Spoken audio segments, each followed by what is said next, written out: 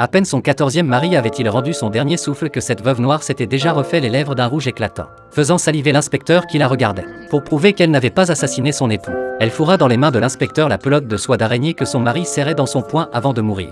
Puis soudain elle lui saisit le bras et le mordit, sans toutefois injecter de venin, laissant seulement une marque de dent pour qu'il puisse comparer avec la blessure. Arrivé sur la scène de crime, l'inspecteur constata avec stupeur que le cadavre bougeait. En réalité, c'étaient des fourmis qui le transportaient. Il les suivit pour comparer les morsures quand soudain le corps se désintégra. Et lui-même fut emporté dans une fissure du mur.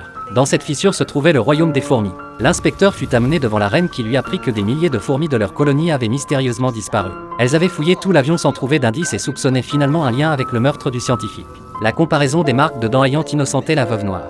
L'inspecteur se rendit dans la chambre du scientifique pour chercher des indices et découvrit par hasard que ce dernier avait travaillé pour la sauterelle rouge. Peu de temps auparavant, l'inspecteur avait participé à une opération dans une fabrique de pétards du quartier chinois où ils avaient découvert une grande quantité de sauterelles. Et la sauterelle rouge était justement leur chef.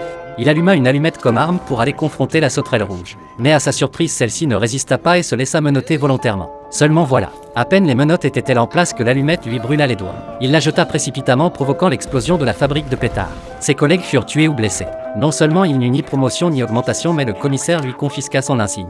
C'est ainsi qu'il put partir en vacances. Il ne s'attendait pas à tomber sur l'affaire du meurtre du scientifique dès son embarquement dans l'avion. L'assistant avait découvert sur le mur des empreintes de cafards et une aile cassée. Sous les pieds de la victime des traces de corrosion. Et avec la veuve noire disculpée par la comparaison dentaire et la sauterelle rouge déjà arrêtée. L'affaire devenait soudain un véritable mystère.